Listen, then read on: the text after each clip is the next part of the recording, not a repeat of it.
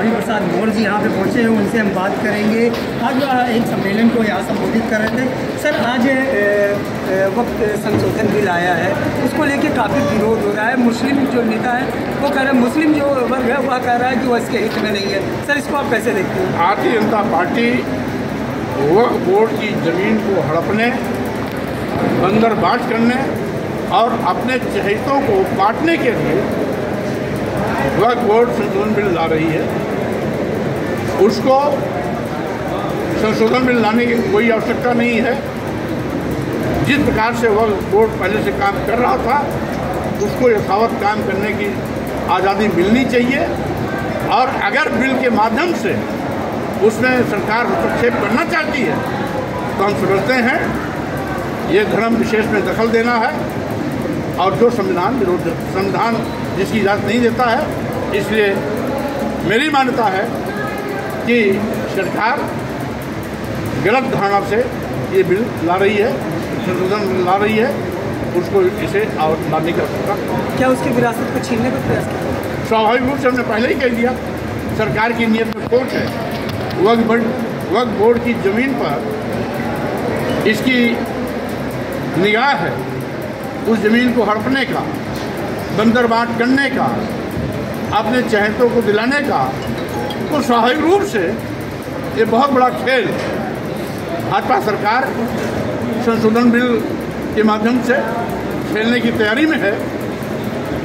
हम इसका घोर विरोध करते हैं। आप ही के सहयोगी रहे ओम प्रकाश राजभर जी, तो बहराइच मेले पे उन्होंने टिप्पणी की और कहा कि जो सुहेल देव बाबा थे उनकी वहाँ पे वहाँ उनका मेला लगना चाहिए था।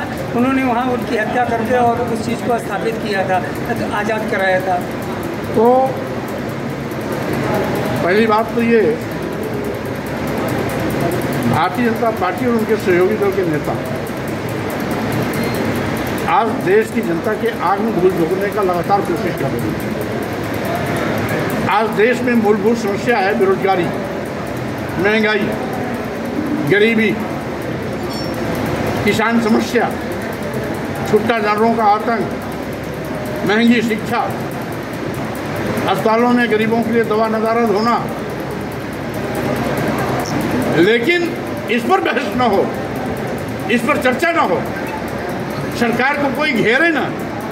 इसलिए भाजपा सरकार साजिश के तहत कभी हिंदू मुस्लिम का एजेंडा लेके आएगी, कभी मस्जिद में मंदिर खोजने का नाटक करेगी, कभी औरंगजेब और कभी बाबर पर चर्चा कराएगी। और उसी प्रकार से राजभर जी भी, अब उनको सुहेल देव जी याद आ रहे हैं।